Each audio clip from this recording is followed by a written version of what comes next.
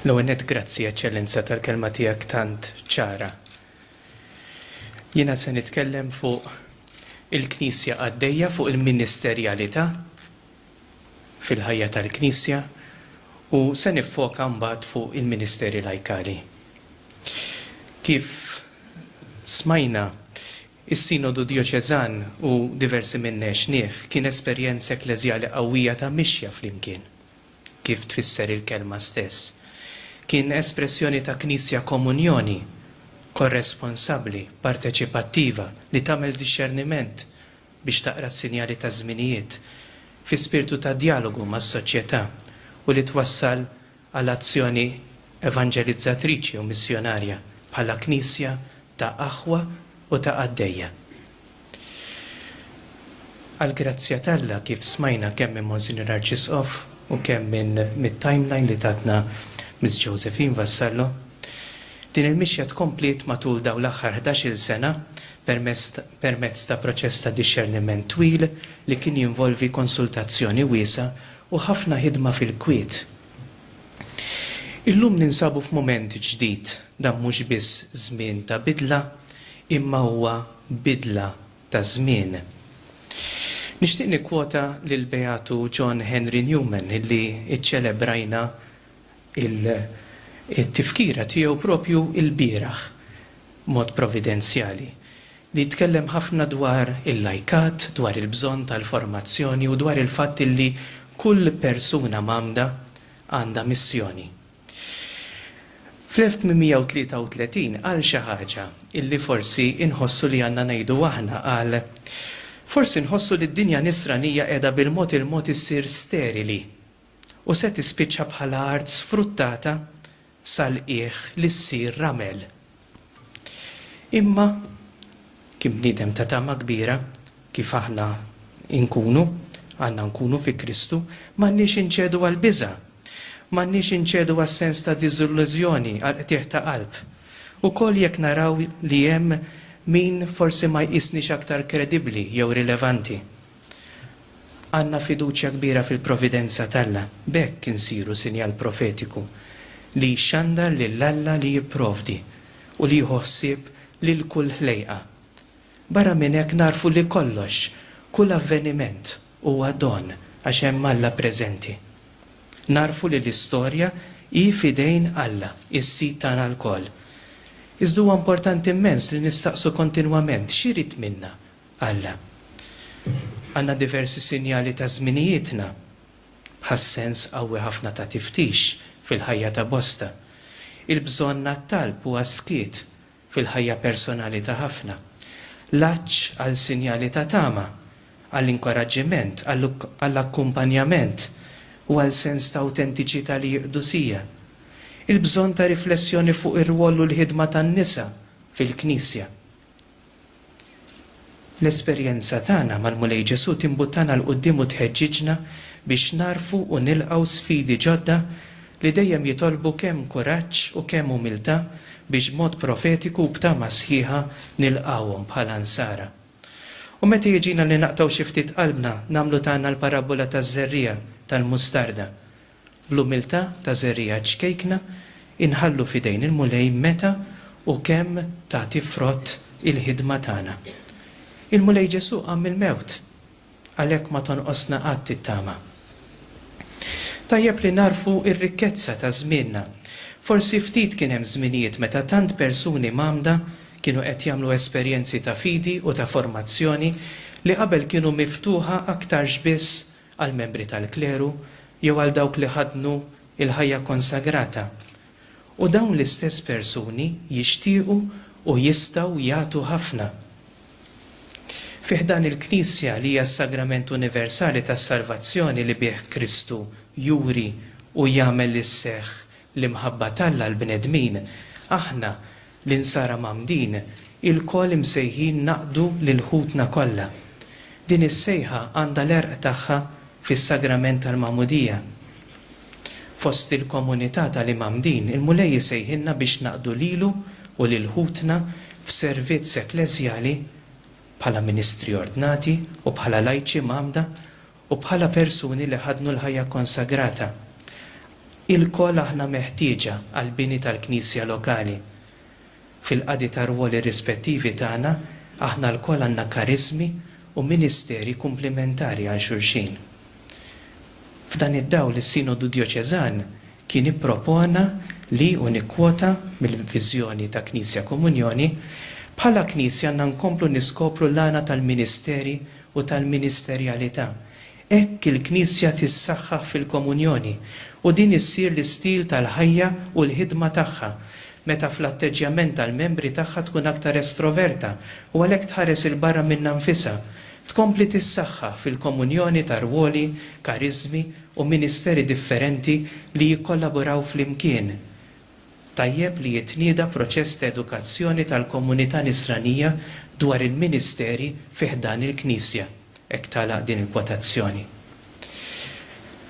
Fid-daw tal-kelma Alla u tat-tradizzjoni tal-Knisja, speċjalment fejn daw jitkellmu dwar il-qadi, il-Knisja li hija f'Malta qiegħda mhux biss tirrifletti dwar dawn il-karizmi li bihom hija mżejna, imma frott ħafna disċerniment kif smajna l-Monsinjur Arċisqof qiegħda tipproponi l-introduzzjoni ta' ministeri partikolari fiha, ministeri li jkunu ta' għajnuna lil poplu kollu Alla. Dawn il-ministeri ġodda huma id-djakonat permanenti illi se jitkellem fuqhom Father Hector u il-ministeri laikali.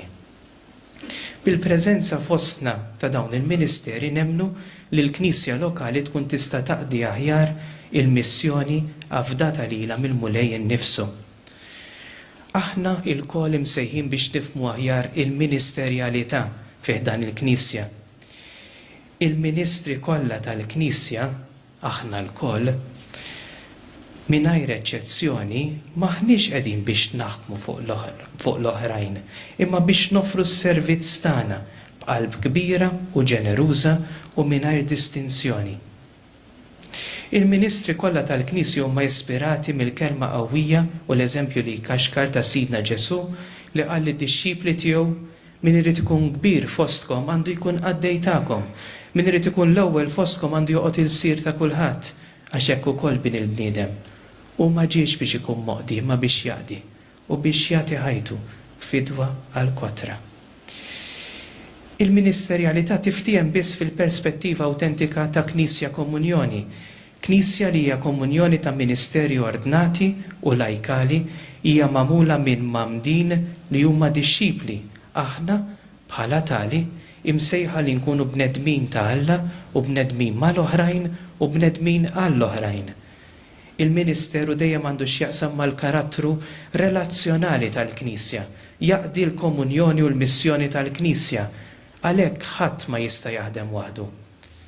Il-ministri laikali huma msejħa biex ikunu f'komunjoni mal-isfijiet tagħna u mas-saċerdoti tagħna li huma sagramentalment responsabbli għal komunjoni u għal kolleġjalità fil-Knisja lokali. Għalhekk il-ministri laikali jridu jiftehmu fid-dawl ta' rieda tal-Knisja li tipprovdi operaturi pastorali kompetenti u kwalifikati biex jakkumpanjaw adolescenti, żgħażagħ, familji, arajjes, persuni li qed jesploraw il-possibilità tal-fidi, persuni li qed jesploraw il-fidi, persuni li jixtuqu jikbru fil-fidi, persuni anzjani u oħrajn. Għandna bżonn iżjed insara li jistgħu jimxu ma' ġenb persuni għaddejja minn dlamijiet u diżorjentamenti f'ħajjithom, insara li jafu jakkumpanjaw lill-oħrajn fil-vjaġġ tagħhom, insara li jkunu kapaċi li jagħmlu sens mill-lejl li hu implikat u preżenti anke fil-ħarba ta' tant minħutna mill-Knisja.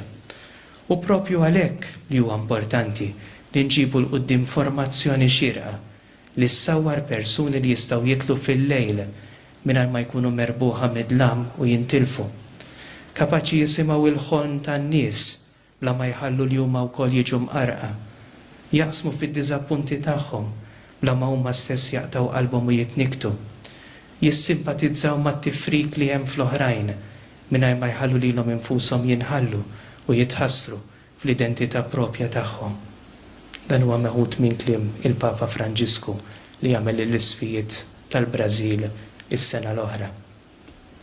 Għalhekk jeħtieġ niffurmaw persuni kapaċi li jagħtu xhieda mod li jsaħħru l-qalb persuni li jkunu disċipli missjonarji, li jarfu l-preżenza u l-ħidma ta' Alla llum, li jkunu jafu kif ifissru bil-kuraġġ it-tieqa kbira u mimlija dawl tal-ħajja tal-Knisja.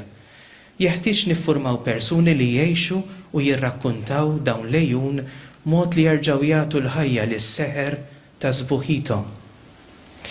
F'din il-ħidma u nikkwota mid-dokument lajċi insara tas-Sinodu, il-lajċi jeħtieġ li jkomplu jieħdu sem aktar sħiħ u wiesa bil-pariri u l-ħidma tagħhom, kulħadd skont il-karizma u l-kompetenza ta' kull wieħed u waħda, ukoll fuq livell djoċeżan bħala membri attivi u maturi tal-Knisja f'Malta. Għalhekk, żgur għal dawn l-aħħar snin, il-Knisja imbuttat ħafna biex l-operaturi pastorali kollha jikbru dejjem aktar personalment, spiritwalment, professjonalment, li l-operaturi pastorali kollha jkunu familjari iżjed mal-proċess u mal-kontenut pastorali u li nimxu flimkien viżjoni ta' Knisja waħda permezz ta' formazzjoni li tgħinna nagħmlu dan biex ikunaw iżjed komunjoni. Tajjeb li l-operaturi pastorali kollha jkunu magħrufa mis-segretarjat rispettiv tagħhom, għadna ma wasalniex f'dan. Fost dawn il-lajċi li huma operaturi pastorali li kwota mill-Evanġelji nunzjandi, l-inkorporazzjoni tagħhom fi Kristu tagħmilhom mhux biss operaturi tal-evanġelizzazzjoni tad-dinja imma anki kollaboraturi mar-rajja tagħhom fis-servizz tal-komunità ekleżjali għall-iżvilupp u l-vitalità tal-istess komunità billi jħadmu ministeri l-aktar varji skont il-grazzja u l-karizmi li l-mulej joġbu jqassam fosthom. U lajċin Sara jkompli jgħid dawn il-ministeri huma servizzi rikonoxxuti leġittimament, jiġifieri jagħmlu parti mill-istruttura u organizzazzjoni tal-komunità ekleżjali.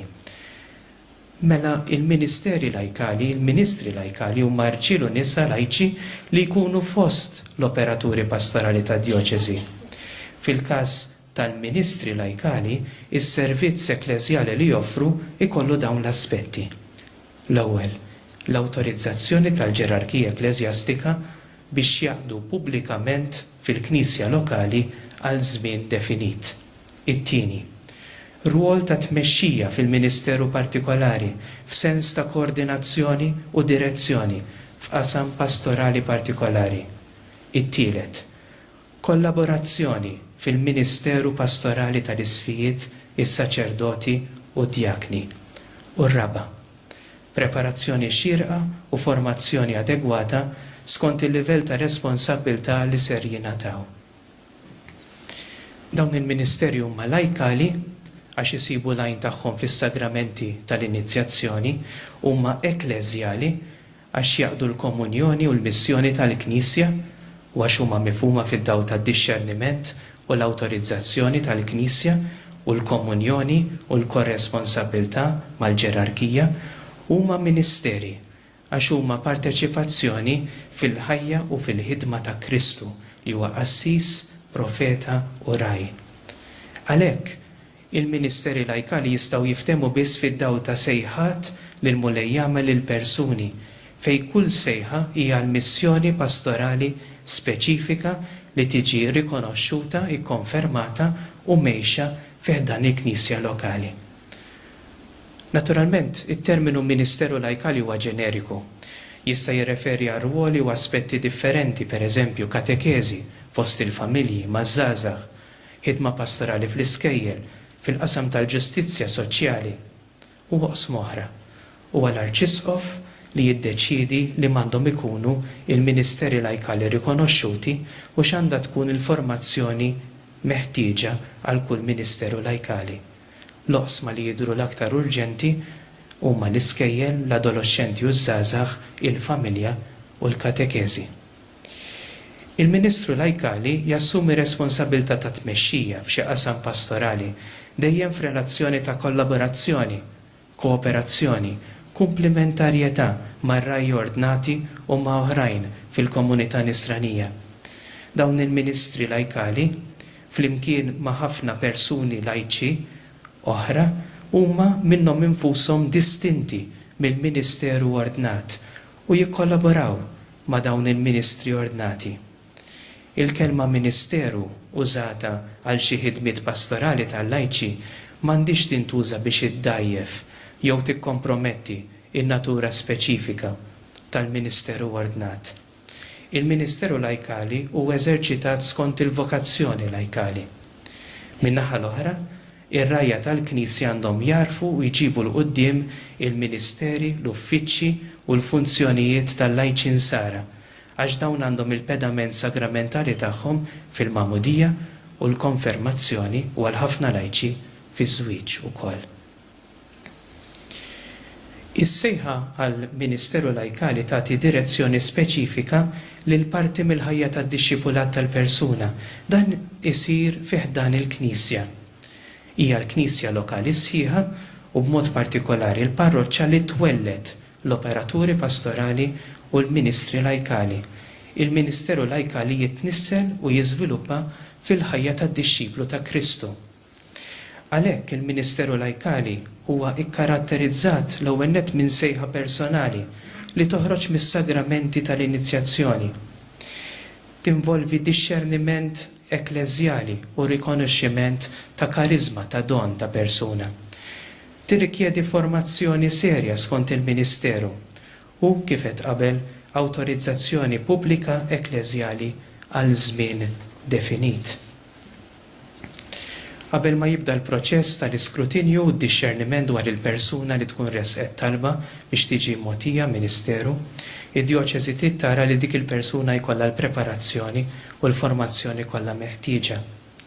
Imbagħad il-Ministru Lajkali jrid ikun awtorizzat jew ikkummissjonat b'mandat minn Monsignor Arċisqof. Din l-awtorizzazzjoni hija l-proċess li permezz tiegħu persuna mħejjija sewwa tingħata responsabilta għal Ministeru Ekleżjali mill-awtorità ekleżjali kompetenti.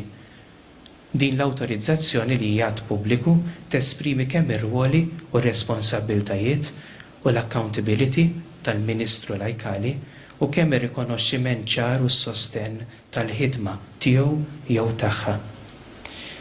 Fl-istess waqt, l-għana ta' ruoli u servizzi varji ħafna tal-lajċi għandu jkun imħares u nkoraġġit u mhuwiex ristrett għal Ministeri Lajkali. Il-terminu Ministru Lajkali bl-ebda mod mu titlu jew grad. Bħal kull mammet, il-Ministru Lajkali huwa msejjaħ li jaqdi mhux li jkun moqti. Huwa msejjaħ li joffri d-doni u r-rwol ta' tmexxija għal ġid tal-Knisja, għall iżvilupp tal-ħajja tagħha u għall-ħidma missjonarja tagħha fid-dinja. Importanti ħafna li mhux biss ikun hemm it-tħejjija tal-Ministri Lajkali imma li titħejja wkoll il-komunità, il-Knisja lokali biex tilqa' din ir-realtà u tifhem dak li jkun qed jiġri fih dana. Trid issir attenzjoni kbira biex dan ikun proċess li jġib żvilupp u mhux wieħed li jdajjef dak li għall-grazzja talla jeżisti jew li joħloq sens ta' ġerarkija ġdida jew ta' elitiżmu. Irid ikun hemm kemm jista' jkun żvilupp organiku, jagħmel ħafna sens li wieħed jibda billi joffri semu fil-qasam partikolari u mbagħad minn hemm ikompli miexi l quddiem f'din il-ħidma li titlob karattru u kapaċitajiet. L-esperjenza li wieħed jagħmel fil-qasam partikolari tgħin biex dak li jkun, dik li tkun, isservi il-Ministeru aħjar. Għal-bidu l-Ministeri Lajkali għandhom ikunu istituiti biss fuq il-livell dioċeżan u f'paroċċi kbar jew unitajiet fejn tassew jinħass ħafna il-bżonn mill-kappellani, mill-komunitajiet parrokjali. Għandu jsir dixxerniment kontinwu u ssir evalwazzjoni dwar kif marret l-ewwel fażi tal-introduzzjoni tal-Ministeri Lajkali. Il-Ministeri Lajkali m'għandhomx ikunu jew isiru sistema li fiha jridu sempliċement jitlu l-parroċċi jew l-unitajiet kollha bl-istess mod. Għandu jkun hemm dixxerniment kontinwu kemm tal-ħidma u l-operat tal-Ministri Lajkali u kemm tal-bżonnijiet speċifiċi li l-Ispirtu Talla jindika minn żmien għal żmien. Għandu jkun hemm ukoll supervizjoni adegwata ta' din il-ħidma li ssostniha u li tara li il-ministri laiċi ikomplu jirċivu l-formazzjoni kif mitlub minnhom. Nikkonkludi. Dan is-snin ta' preparazzjoni ta' qudiemna għandna nisħu fuq mentalità ekklesjali li tenfasizza il-bżonn ta' mixja kontinwa ta' dixxipulat fih dan il-ħajja u l-ħidma tal-parroċċi u tal-istrutturi u tal-gruppi ekklesjali tagħna. Għaldaqstant, xi karatteristiċi neċessarji biex il-Knisja tkun iżjed ippreparata għal ministeri laikali huma l-aċċent fuq il-mixja tal-fidi u d-dixxipulat, l-esperjenza tas-sejħat li jagħmel il-mulej u l-fatt li l-mulej jagħmel sejħat varji, ħajja u ħidma pastorali li tkun tfisser l-akkumpanjament ta' persuni fil-mixja tal-fidi u sens missjonarju akbar. L-introduzzjoni tal-ministeri laikali u anki ta' djakonat permanenti kif se jsemminna Father Hector tista' tgħin f'din id-direzzjoni. Nitolbu lil mulej li nilqgħu dejjem l-istedina tiegħu li ssejħinna il-barra minn nfusna lejn laqa' miegħu stess li dejjem laqa' wkoll ma' dawk li hu jindirizzana lejhom. Is-sejħa tiegħu tfisser dixxipulat u missjoni, tfisser traxxendenza lejn oħrajn, ġibda missjonarja, mod partikolari lejn dawk li huma fil-periferiji eżistenzjali tal-ħajja. Grazzi.